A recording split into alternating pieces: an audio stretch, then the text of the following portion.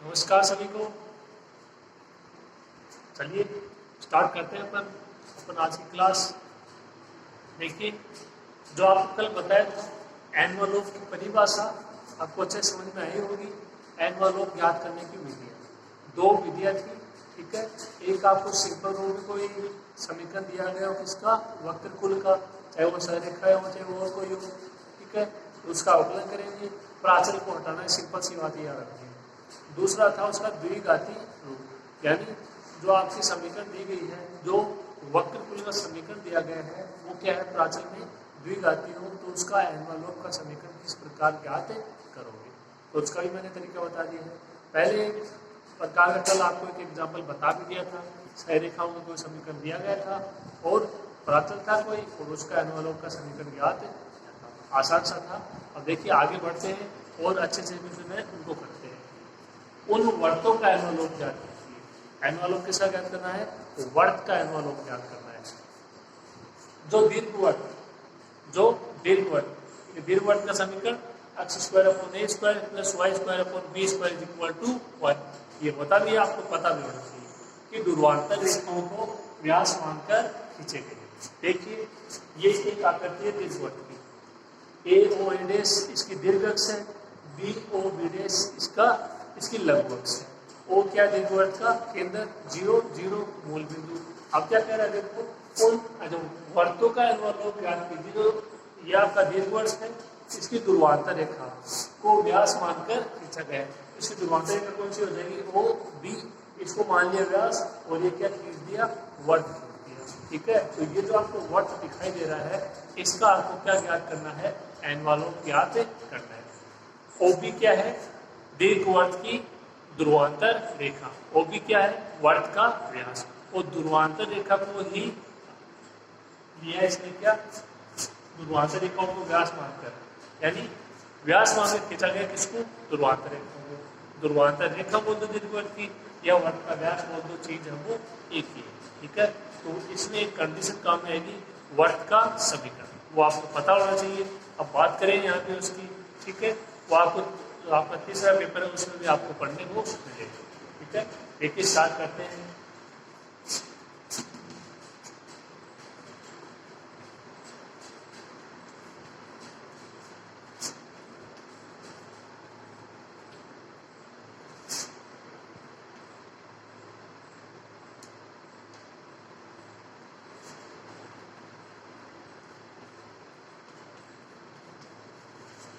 ये आपका दीर्घवृत्त का समीकरण x² / a² + y² / b² = 1, ठीक है। ये दीर्घवृत्त का समीकरण, इसकी ध्रुवांतर रेखाओं को व्यास मानकर खींचा गया है कि वर्त, ठीक है ना। अब देखिए x और y, ठीक है, इनके साथ में कोई आपको एक ऐसा मान रखना है जो कि समीकरण को संतुष्ट कर दे। x y कोई मान आ जाए, मतलब उसको क्या बोलते हो, दीर्घवृत्त में स्थित कोई बिंदु। भाई आपने कोई बहुत सारे लिए बिंदु, ठीक है, तो कोई भी आकृति हो, चाहे वो वर्त हो, दीर्घवृत्त हो, कुछ भी हो, उस पर आप कोई लेते हो बिंदु के निर्देशांक। इसका क्या मतलब होता है कि उस बिंदु के निर्देशांक उस जो भी वर्त है, दीर्घवृत्त है, उसके समीकरण को संतुष्ट करने चाहिए, यही तो मतलब होता है। तो अपने को ज्ञात करना है बिंदु बी के निर्देशांक। बिंदु बी क्या है, बिंदु बी है वो दीर्घवृत्त पर स्थित किसी बिंदु के निर्देशांक है, ठीक है। तो अपने को यहाँ से मान ज्ञात करना है x और y का, और ऐसा मान रखिए जो समीकरण को संतुष्ट कर दे। देखिए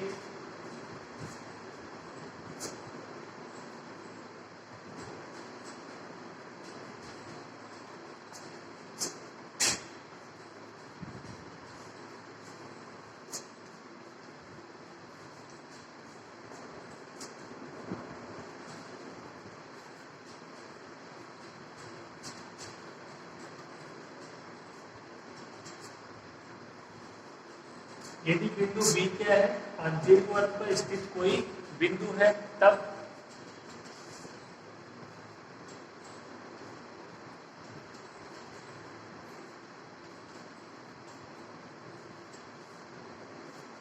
बिंदु B के निर्देशांक।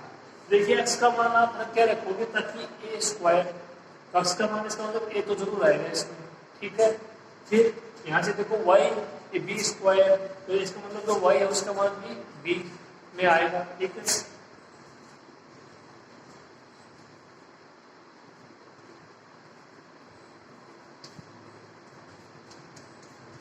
ये निर्देशांक हो जाएंगे बिंदु बी के। कैसे देखो, यहाँ से किसकी जगह रखते हो ए कोस थीटा, ए स्क्वायर कोस स्क्वायर थीटा, ठीक है। ए स्क्वायर से ए स्क्वायर कैंसिल, वाई की जगह बी साइन थीटा, स्क्वायर करोगे B square sine square theta, B square से B square cancel, cos square theta plus sine square theta is equal to. ये आप according to condition sign पहले भी ले सकते हो, कोस बाद में भी ले सकते हो, लेकिन कोस और साइन आपको लेने ही पड़ेंगे, क्योंकि अगर आप केवल ए लेते हो बी लेते हो तो क्या हो जाएगा, 1 + 1 2 हो जाएगा। आना क्या चाहिए 1, और 1 फॉर्मूला है sine square theta plus cos square theta. तो ये हो जाएंगे बिंदु बी के निर्देशांक, A cos theta B sine theta. Okay, आगे देखो,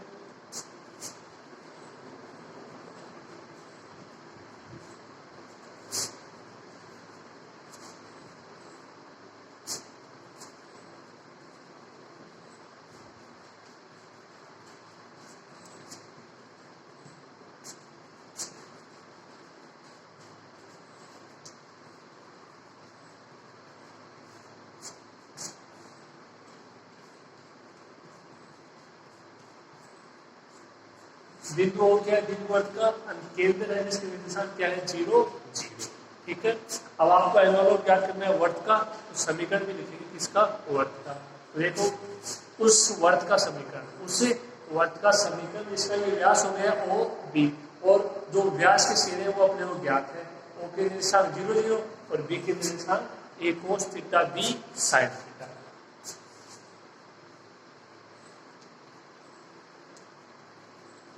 कोस थीटा बी साइन थीटा, तो उस वर्त का समीकरण आपको पता होना चाहिए जिसके व्यास के सिरों के निर्देशांक आपको दिए गए हों, उसका फॉर्मूला लिखते हैं, ठीक है, और उसके बाद में इस क्वेश्चन को हल करते हैं। ये डायग्राम बनाइए अच्छे से, इसको लिखो।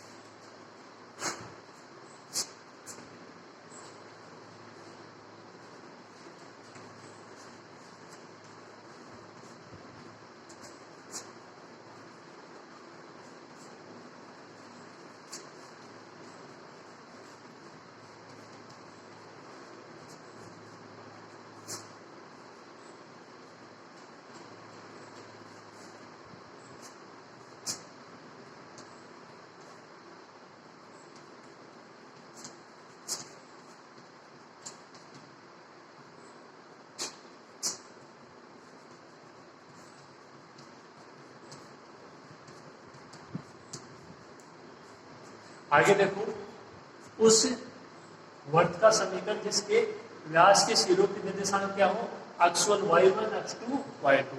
यहाँ से अपने को मान पहचानने हैं अक्ष1 y1 और अक्ष2 y2। उसका समीकरण क्या होता है देखिए आप,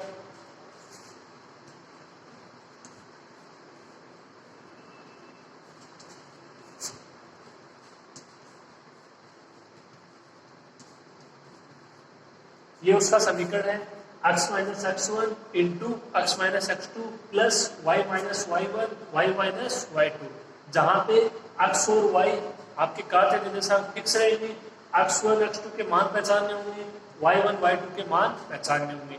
x1 y1 व्यास के एक सिरे के निर्देशांक, x2 y2 व्यास के दूसरे सिरे के निर्देशांक। ये समीकरण होता है। ये आपको विस्तार से कहाँ से आया, ये तीसरे पेपर में पढ़ने को मिलेगा जिसका नाम है 3D, ठीक है। उसमें आपको विस्तार से बताया जाएगा कि इस वर्त का समीकरण इस प्रकार से होता है। यहाँ पे बताएंगे तो ये क्वेश्चन पूरा नहीं हो पाएगा, ठीक है। तो आप इसको एक बार थोड़ा सा ध्यान में रख लीजिएगा, जब आपको तीसरा पेपर पढ़ाया जाएगा तो ये आपको बता दिया जाएगा कि ये कहाँ से है, पहले यूनिट में, सेकेंड यूनिट में, स्पेयर में, ठीक है। तो देखिए अब अपने को केवल इसमें मान रखना है किसका, x1 y1 x2 y2, ठीक है। देखो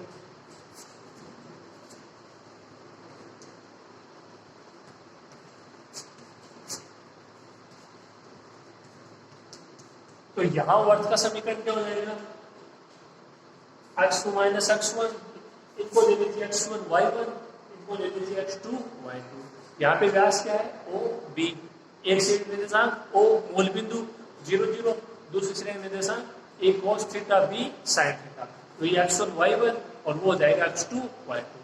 मान रखिए इसमें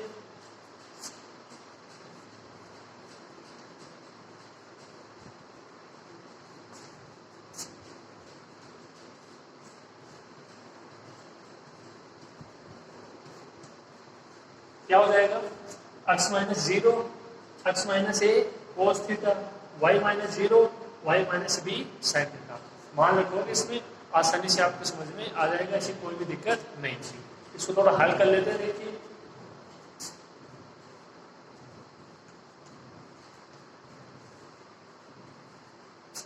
ये क्या हो जाएगा x स्क्वायर हो जाएगा minus a X cos theta. इसको मल्टीप्लाई करोगे तो इससे ए आएगा, इसी प्रकार इसको मल्टीप्लाई कर दीजिए y से।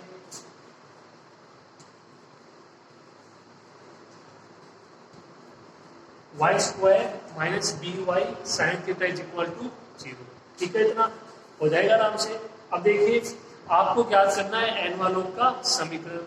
इतनी बार ठीक है। और एनवालोप का समीकरण ज्ञात करने के लिए आपको इसे पहचानना होगा कि इसमें प्राचल क्या है। तो एक्स वाई तो क्या रहे, अरे कार्तीय निर्देशांक ये तो होंगे नहीं, तो और क्या बचा, ए और बी कांस्टेंट है, एक्स और वाई होंगे नहीं, तो प्राचल क्या बचा थीटा। प्राचल क्या बचा थीटा। प्राचल यहाँ पे विशेष रूप में आपको मिलेगा अल्फा एन और थीटा के रूप में। ये आपको विशेष का ध्यान रखना है। या तो आपको क्वेश्चन में दे दिया जाएगा, और अगर नहीं दिया जाता है कार्तीय निर्देशांकों और जो कांस्टेंट आपके मान है, जो पद है, उनको छोड़कर आपको पहचानना होगा स्वयं को कि इसमें प्राचल क्या है। अल्फा है, एम है, थीटा है। ठीक है, इन्हीं में से कुछ ना कुछ आपको मिल जाएगा। तो इसमें प्राचल क्या है थीटा, एक तरफ ये प्राचल के पद और एक तरफ और बाकी पद।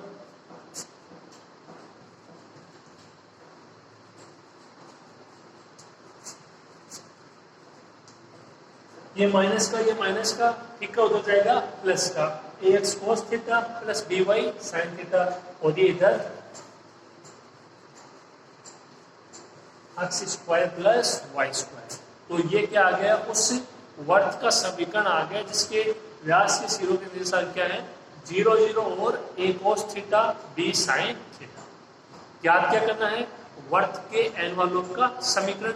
एनवालोप के समीकरण का जो आपको एनवालोप का समीकरण ज्ञात करते हो उसके लिए हटाना पड़ता है किसको, प्राचल को।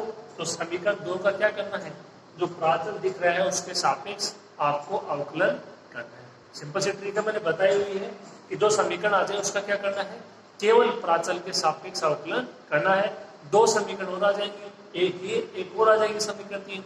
2 और 3 से मिलकर आपको हटाना है किसको, थीटा को। जो समीकरण प्राप्त होगी वो आपका आंसर होगा। ठीक है, आपको कल वाली क्लास में यही बताया था, आज मैंने फिर इसको रिपीट कर दिया। अब इसमें कोई आपके डाउट नहीं होना चाहिए। देखो आगे करते हैं इसको।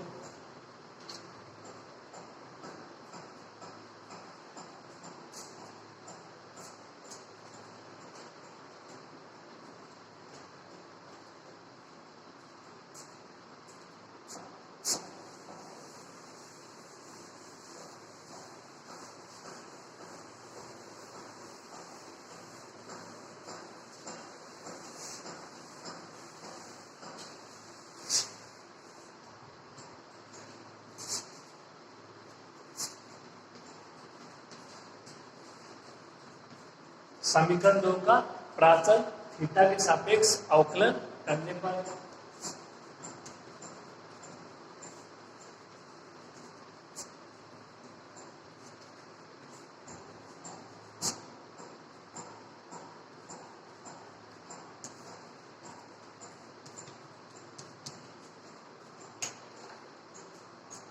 तो देखिए इसमें करते हैं पहले तो प्राचल के सापेक्ष करेंगे। ए और बी तो कांस्टेंट है, एक्स और वाई भी क्या रहेंगे कांस्टेंट रहेंगे। तो देखिए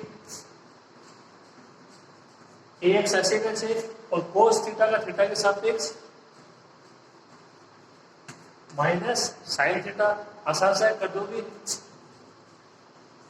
बी वाई भी कांस्टेंट हो जाएगा। ठीक है, और जो साइन थीटा उसका कोस थीटा। ध्यान रहे प्राचल के सापेक्ष करोगे तो कार्तीय निर्देशांकों को भी आप कांस्टेंट ही लोगे एनवालोप में। ठीक है, आपने कल भी देखा था क्वेश्चन में, आज फिर देख लीजिए। ए और बी तो कांस्टेंट है, एक्स और वाई को भी जो कार्तीय निर्देशांक आप उनको बोलते हो उनको भी क्या लोगे, अचर लोगे। ठीक है, तो ये भी अचर, ये भी अचर, अवकलन 0।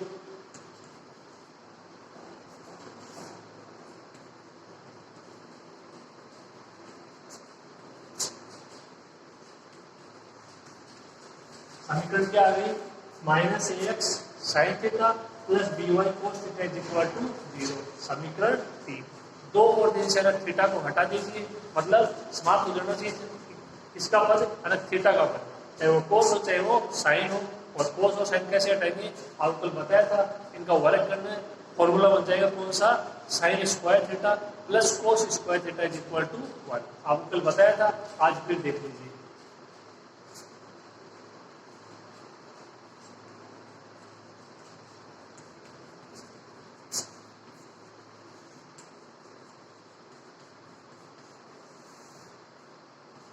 सेम प्रोसेस कल था, आज है। समीकरण 1 का वर्ग करना है और समीकरण 2 का वर्ग। एक तरफ LHS और एक तरफ RHS। ठीक है, तो इसका स्क्वायर करते हैं, देखिए।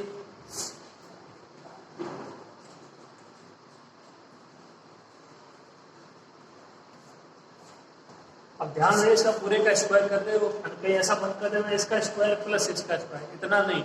इसका पूरे का क्या करना है, होल स्क्वायर। ठीक से करोगे, प्लस इसका होल स्क्वायर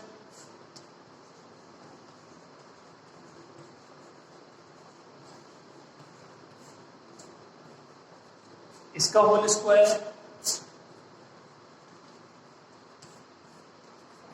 और प्लस में 0 का होल स्क्वायर, तो क्या रहेगा, 0 रहेगा। ध्यान से करना आपको। इसमें कई बार ये होता है कि जो आसान चीज रहती है उसी में अपन मिस्टेक कर देते हैं, जैसे का इसका स्क्वायर करना। बहुत सारे कैंडिडेटों को ऐसे देखा, इस प्रकार की गलती करते हुए, तो आप इस प्रकार की गलती नहीं करोगे। स्क्वायर और ध्यान से करोगे। अब इसका आराम से आप फॉर्मूला जानते हो, ए प्लस बी का whole square, A square plus B square plus 2ab, उससे हो जाएगा।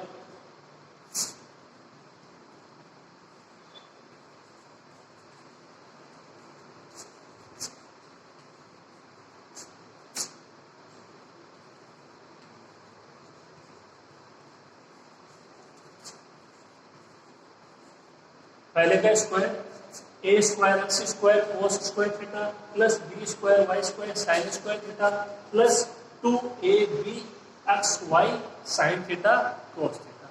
ठीक है, यहाँ पे थोड़ा सा चेंज हो जाएगा, क्या, इसका स्क्वायर करोगे तब तो कोई दिक्कत नहीं, इसका स्क्वायर करोगे प्लस में आएगा।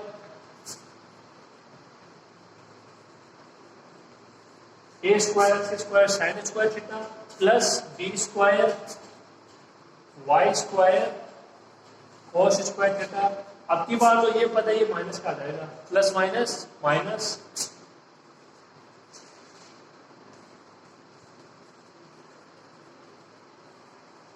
माइनस का 2ab x Y sine theta cos theta. इसको आप ऐसे कैसे रहने दीजिए, इसका विस्तार करने की कोई आवश्यकता यहाँ पे नहीं है। अगर आप ऐसा कर दोगे तब भी कोई दिक्कत नहीं है, अगर ऐसा छोड़ दोगे तब भी कोई दिक्कत नहीं, आंसर में। अब देखिए, ये पद सेम है, 2ab x Y sine theta cos theta, ये प्लस ये माइनस, क्या हो जाएगा आपस में कैंसिल। यहां से पद देखो कुछ कॉमन आ रहा है, A square X square common आ जाएगा और क्या बच जाएगा, कोस square theta plus sine square theta.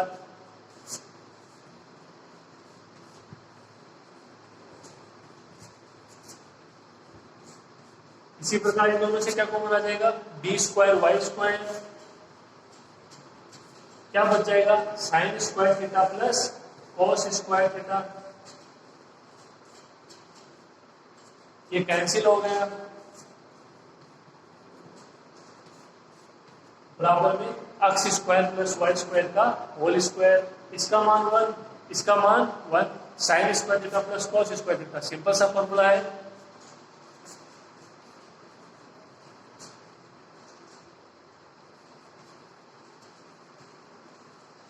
A square X square plus B square Y square is equal to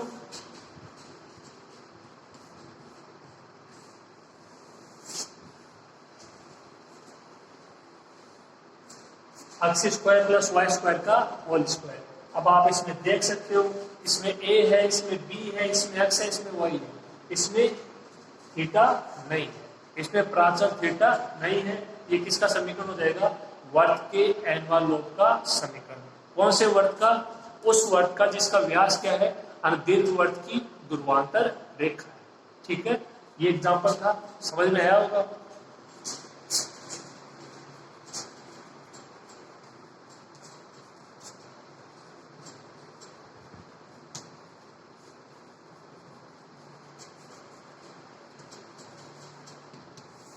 जो कि क्या है? वर्त के एनवा लोब का समीकरण। ठीक है, तो क्वेश्चन आपके समझ में आ रहे होंगे। ये अभी नया स्टार्ट हुआ कि 2 क्वेश्चन हुए, तो उम्मीद है आपको इसके क्वेश्चन है वो समझ में आ रहे होंगे। कैलकुलस अच्छे से करना, नियम ध्यान में रखिए कि एनवा लोब के लिए आपको करना क्या है, उसके बाद कोई दिक्कत नहीं है। आप इसको लिखिए, नेक्स्ट क्वेश्चन करते हैं।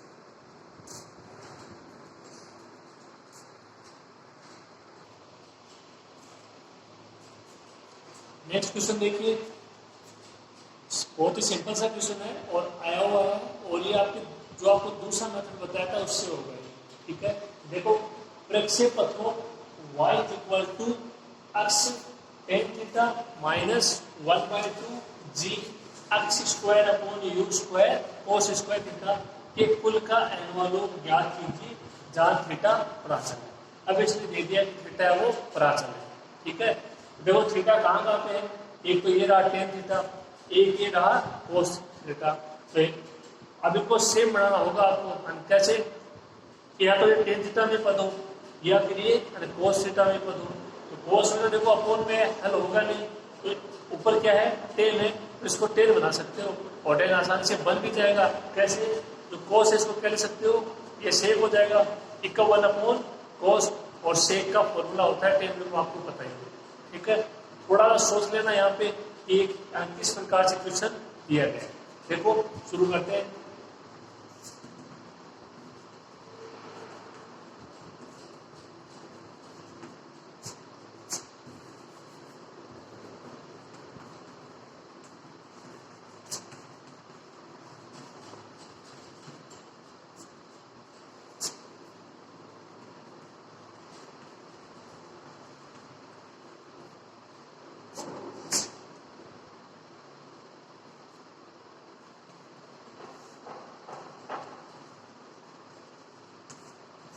ये आपको समीकरण है दिया गया है, इसका समीकरण है वक्र कुल का समीकरण। इसको थोड़ा हल करते हैं और देखते हैं कि द्विघात समीकरण आती है या नहीं आती है।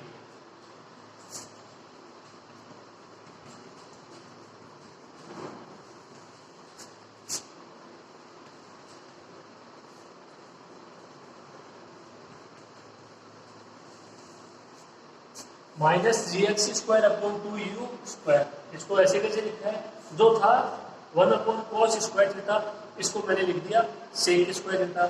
आसान सा है।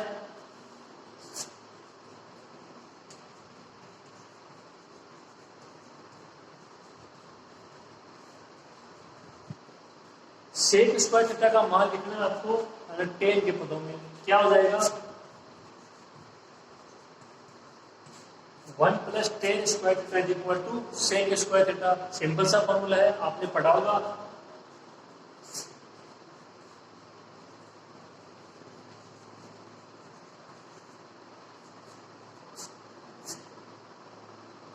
अब देखिए यहां से एक पदार्थ को दिखाई दे रहा होगा tan का, सॉरी tan स्क्वायर थीटा का, एक दे रहा है tan थीटा का।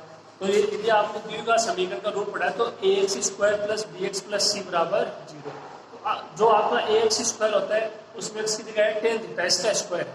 ठीक है, तो पहले मान है tan का, इसके साथ देख लीजिए जो भी मान होगा वो कैपिटल A का हो जाएगा। फिर मान इसका स्क्वायर करेंगे, पहले स्क्वायर का फिर tan थीटा का, और जो बचेगा वो कांस्टेंट। ठीक है, इसको थोड़ा सा हल कर लेते हैं। हल करने के लिए देखो क्या करेंगे, 1 प्लस tan स्क्वायर जो आपका थीटा है उसका गुणांक है G X square upon 2u square. इसको हटाते हैं, ये हटेगा किससे? इसको ऊपर नीचे मल्टीप्लाई करना पड़ेगा किससे? 2u स्क्वायर अपॉन जी एक्स स्क्वायर से। जी एक्स स्क्वायर से जी एक्स स्क्वायर कैंसिल और 2u स्क्वायर से 2u स्क्वायर कैंसिल। क्या करना है आपको, पूरी समीकरण को 2u² अपॉन gx² से ऊपर नीचे क्या करना है, मल्टीप्लाई करना है।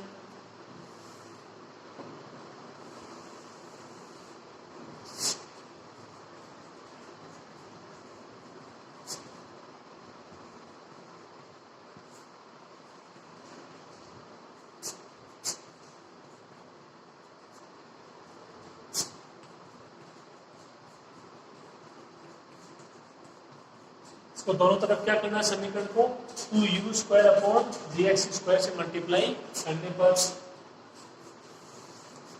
देखिए यहां से क्या प्राप्त होगा अपने को,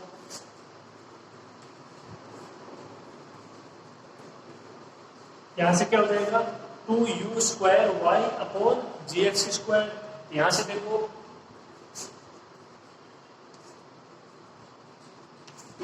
इसको एक बार ऐसे कैसे लिख दिया, साथ में क्या आ जाएगा अक्ष टेन थीटा माइनस ये अब बच जाएगा ओनली 1 + tan² थीटा।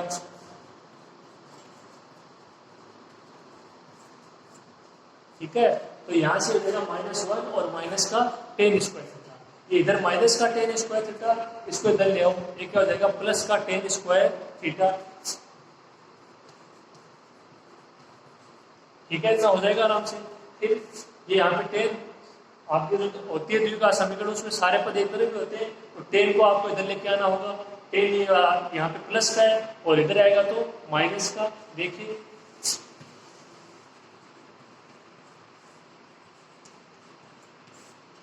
माइनस का 2u² और ये देखो अक्ष स्क्वायर और अक्ष, तो ये नीचे बच जाएगा अक्ष 2u² upon gx।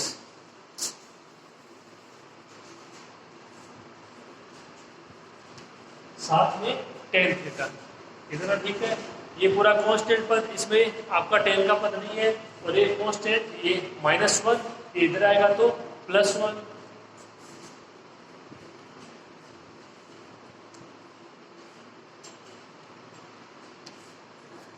One plus 2u² upon gx² is equal to 0। अब आप इसको सोचिए, ये क्या है, ये tan थीटा में एक द्विघात समीकरण है। a इसका गुणांक 1 ax² plus bx plus c is equal to 0। abc के मान पहचानिए, द्विघात समीकरण पहचानिए किसमें है, tan थीटा में। ठीक है,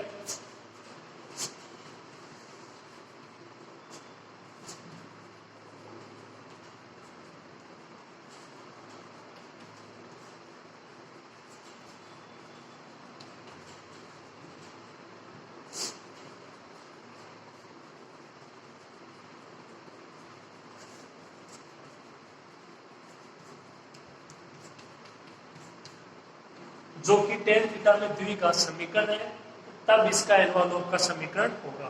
ये आपको कल बता चुके हैं कि कोई भी द्विघात समीकरण आप उसमें लेते हो, ठीक है, a² plus b plus c बराबर 0, आप उसको अक्ष में ले सकते हो, एक ही बात है, ax² plus bx plus c बराबर 0।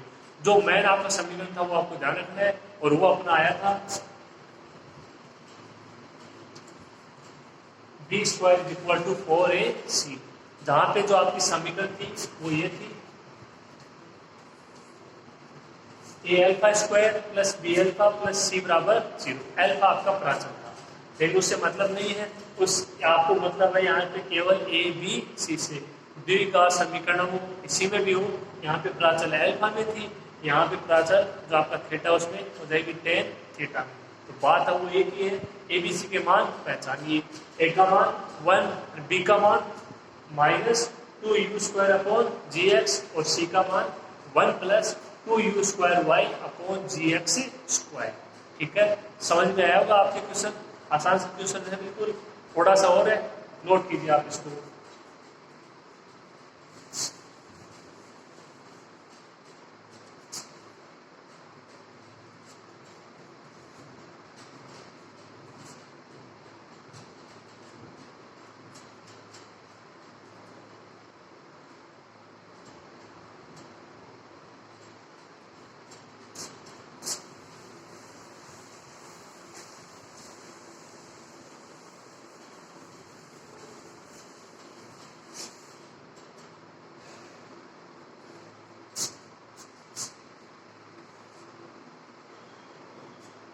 द्विघात समीकरण उसको 1 दे दीजिए और जो एनवलप का समीकरण उसको 2। तो समीकरण 1 से पहले एबीसी के मान लिखते हैं।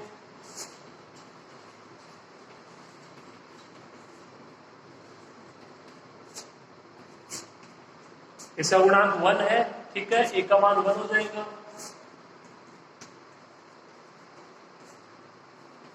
जो बी है उसका मान -2u² अपॉन gx, और जो सी है उसका मान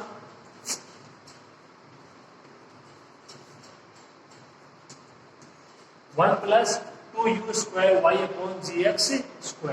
ये एबीसी के मान कहाँ रखोगे? समीकरण 2 में।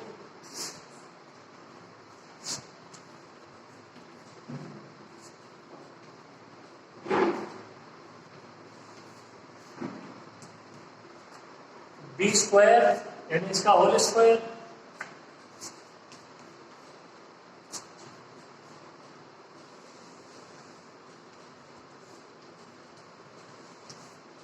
और ए सी, ठीक है, समीकरण 2 से।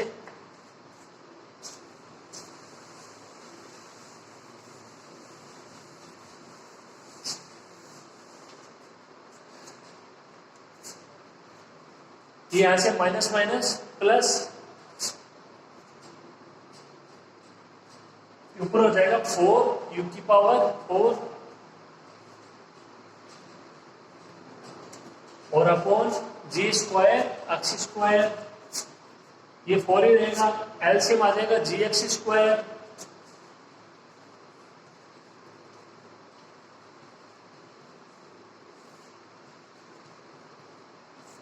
तो मान क्या हो जाएगा?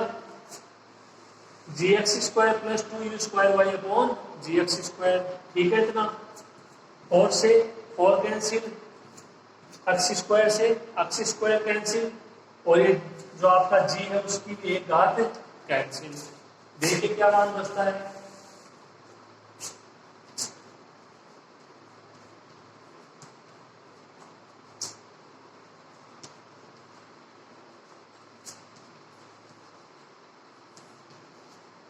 u की power 4 upon g is equal to gx² plus 2u²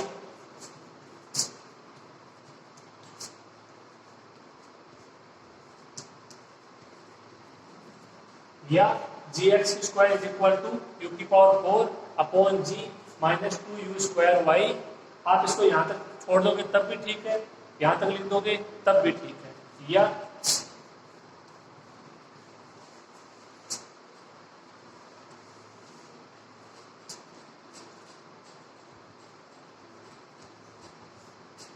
जो g है उसका भाग दे देंगे तो x² का मान u की पावर 4 अपॉन g² हो जाएगा, g into g minus 2u² upon g, ठीक है।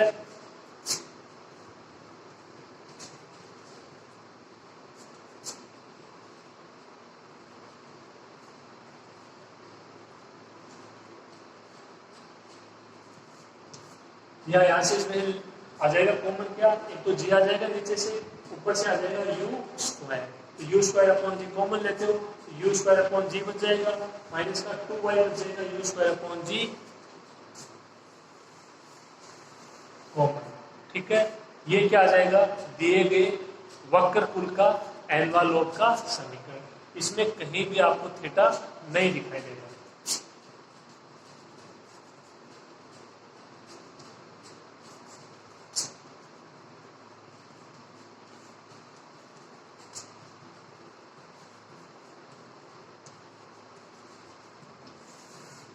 जो कि क्या है? अभिष्ट एनवलप का समीकरण। x² is equal to u² upon g into u² upon g minus 2y, ठीक है। तो ये क्वेश्चन था। अब ये आपके कुल 3 क्वेश्चन हो चुके हैं, 2 अपन ने आज किए, एक अपन ने किया था कल, ठीक है। तो इसमें आपके दोनों तरीके क्वेश्चन आ चुके हैं एनवलप ज्ञात करने की विधि की। ये द्विघात समीकरण वाला था, इससे पहले वाले दोनों क्वेश्चन है वो पहले वाले तरीके से थे कि कोई समीकरण दिया गया उसका आंशिक अवकलन कीजिए, एक और दूसरे जो आपके 2 समीकरण आते हैं उनसे आपको प्राचल को हटाना होता है, ठीक है। तो ये दोनों तरीके अब आपके दिमाग में बैठ गए होंगे। आगे वाली क्लासों में हम इनके और क्वेश्चन करेंगे दोनों तरीकों में, ठीक है। आज की क्लास के लिए इतना ही हो पाएगा और बाकी अगली क्लास में। Thank you.